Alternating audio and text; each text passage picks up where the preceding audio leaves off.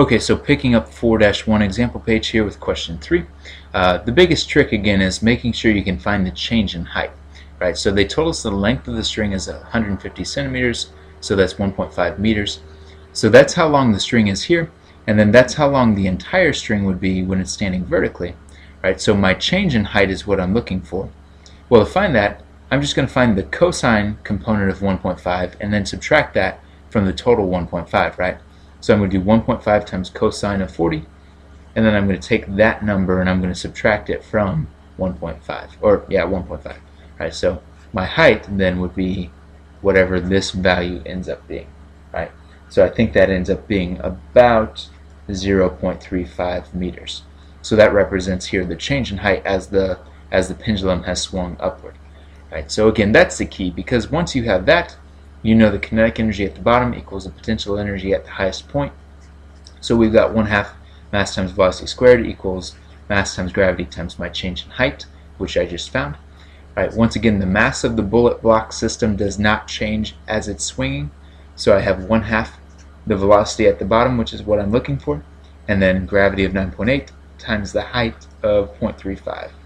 So I've got those values right. I just need to then solve for velocity, and I end up getting about 2.62 meters per second. Right, so that's the velocity at the bottom of the swing, right, once the bullet and the block have been lodged together. Part B, technically you don't know how to do that yet, because this goes back to momentum, and technically we have not seen momentum yet this year. Right, so this is actually a review question going back to Physics 1 material. So if you want to work this, awesome. If not, that's fine. Kind of just skip ahead. But this is a momentum problem, so it won't come up yet on the test, but hopefully it's easy enough. Right. So if you do want to work it though, all we're doing for part B is momentum is conserved. So I know the momentum before the collision needs to equal the momentum after the collision. Well, before the collision, I've got the mass of the bullet and the velocity of the bullet, right? But the block is just hanging there, right? So the block's not contributing any to the initial momentum of the system. After the collision, I've got the mass of the bullet and the mass of the block, which I'll use a capital B to represent, right? And then I know that they're moving together with a common velocity that I just found, right? I've just found that 2.62. Right, so if I want to find the initial velocity of the bullet, I just bring in all of the different masses, and I find the only variable I have left is this initial bullet's velocity variable. Right, so I've got 0.01, which is the mass of the bullet, times the velocity, which is what I'm looking for. The total mass together is 1.2 plus 0.01, so it's 1.21, right? Those two masses together, 0.1 and then 1.2. And then the final velocity that I just found for the system after the collision, which is what we found in part A, is 2.62. So then finding the initial velocity, just a matter of calculating those two together and then dividing by 0.01, and I get about 317 meters per second. So that's the initial velocity then of the bullet. So anyway, hopefully nothing too tricky on that one, but it is something you don't have to worry about quite yet in terms of test purposes, but it's something hopefully you guys are already pretty comfortable with. One quick note, and I know you guys can read through this, but it is very important that you realize potential energy is always defined relative to some reference point, and it can be whatever reference point we want. Okay, so gravitational potential energy must also always be defined between both the object in question and the Earth. The Earth has to be part of the system, because if it was just the object, this object doesn't have any potential energy on its own. Right? It only has potential energy with respect to the Earth, which is pulling it down towards it. Right? So an object on its own does not have any potential energy. Right? It only has potential energy when it's acting between at least two objects. And for example, this is just how it would be worded. Right? So estimate the change in gravitational potential energy of the trophy Earth system as the trophy falls. Right? So a trophy Earth system is what you should be looking for. Right? You should be more concerned if it didn't show up as that. But anyway, just a quick note of potential energy always needs to be defined relative to something. Another quick note here or there, right? So mechanical energy is the sum of all kinetic and potential energy.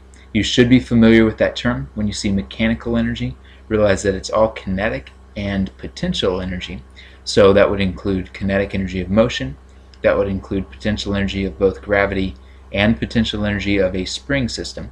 Right? So all of those are forms of mechanical energy.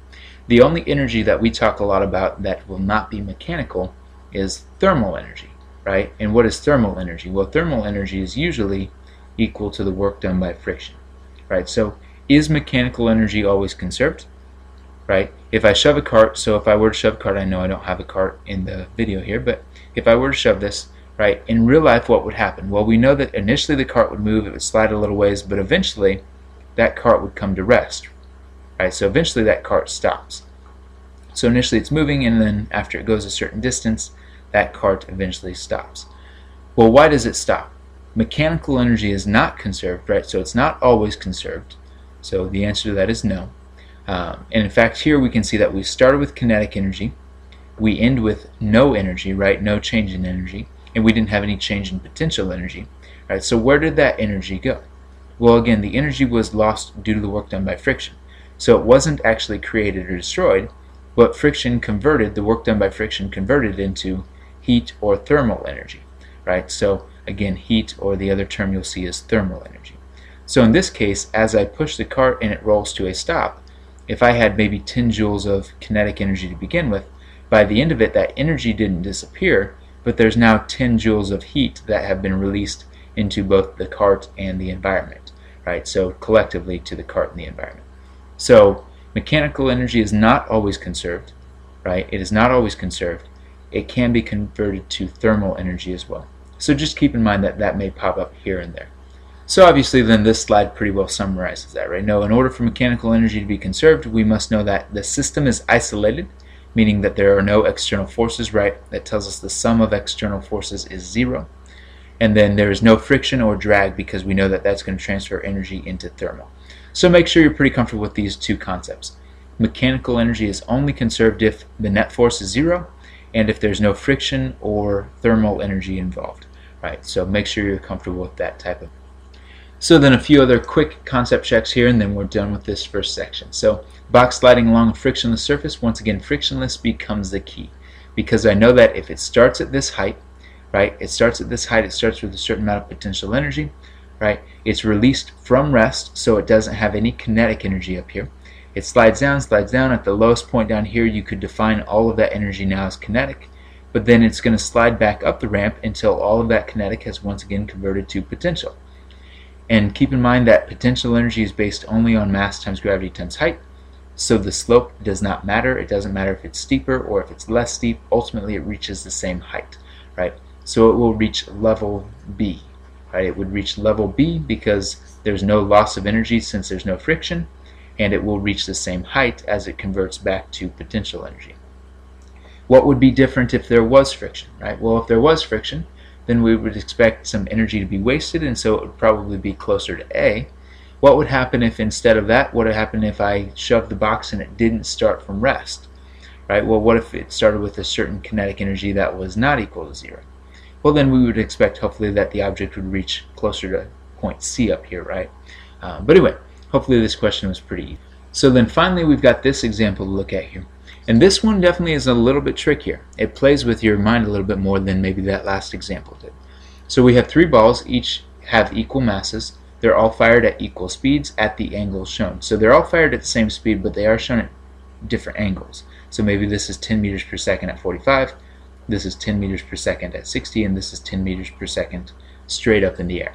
Rank in order from largest to smallest their speeds as they cross the dashed horizontal line, and then justify your rankings. So again, this one's a little bit trickier because the angles start to mess with you. And if you think about kinematics, you're thinking, well, if it's off at an angle, I have an x component, I have a y component. Hopefully you're thinking the x component doesn't change, whereas the y component would be getting smaller, right? So I've got all of these different measurements to be considering. If I think in terms of energies, however, this question is very, very easy, right? So let's think about it in terms of energy. Well, if they're all fired at the same speed, then doesn't the kinetic energy of object A equal the same as the kinetic energy of object B, which is the same as the kinetic energy of object C, because they're all fired at the same speed, and energy is a scalar. It doesn't care what direction they're going, right? So take a second and make sure you agree with me, but don't they all have the same kinetic energy? Right, so hopefully you do agree. And then what happens at this dashed line? Well, the dashed line, haven't they all gone the same height? And so at that location, wouldn't they all have the same final potential energy? So the potential energy of object A would equal the potential energy of object B, which would equal the potential energy of object C at the dashed line. So just hypothetically, if I started with 100 joules of energy, then each one started with 100 joules of energy. If they each reached this height and at that point they had 20 joules of potential energy, then wouldn't each one still have 80 joules of kinetic energy, right? The difference between the two, right? So since they would all have the same kinetic energy and they all have the same mass, wouldn't they all have to be moving at the same speed, right? The kinetic energy for each of these would be the same. The kinetic energy of A would equal kinetic energy of B and that of C, once again, after they reach that same height. So then they have to have the same velocity as well. Right, so it is a trickier one to get through, right? Kinematics makes this one way more difficult. If you keep it in terms of energies, which is what you usually should do, right? Energies keeps it simple. So basically the moral of this story is anytime you can support your answer using energies, try to do so. Right? Only use kinematics if you get stuck using energies or if you know that there's going to be vectors that come into play. But hopefully this question kind of makes sense. Again, if you do have questions over this or anything else from the first section, come find me, let me know. But hopefully nothing too tricky here except maybe some of those new calculus ideas we saw earlier.